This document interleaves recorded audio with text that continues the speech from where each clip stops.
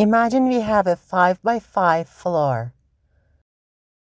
Red places are where we put each wall. So it is around the floors. If the index of the first tile is 0, 0, and the last one is 4, then to put a wall of left of the floor means -1, and on the right edge means 5.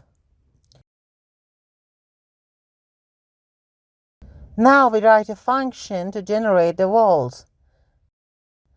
We need the first for loop to put walls on the left and right of the floor.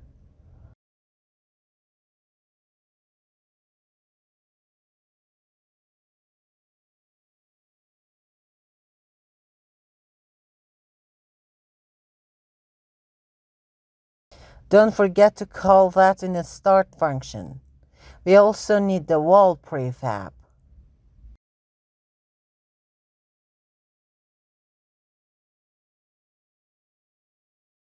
Don't forget to add the scale rate, which was 4. Each wall rotation is weird, so we have to fix it.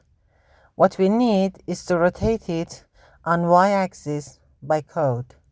So instead of keeping the original rotation of the wall, we rotate them 90 degrees when instantiated.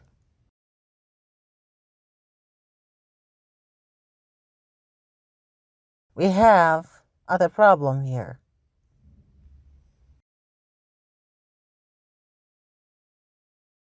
As my wall model is too thin, so it is better that it is instantiated on the edge of outer floor. So the wall and floors on the edge part have the same number. Also, as the wall is in the middle of its grid, then we should make it to come a bit closer to its own edge, and we do it in its prefab.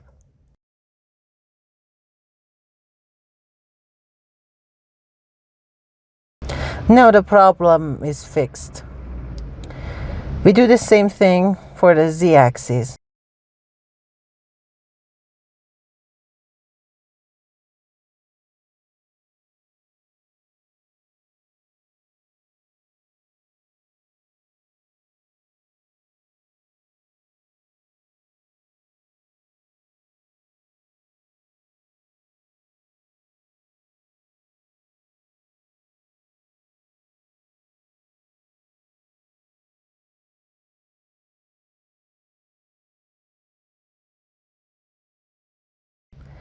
But we need to fix the rotation for the right side wall.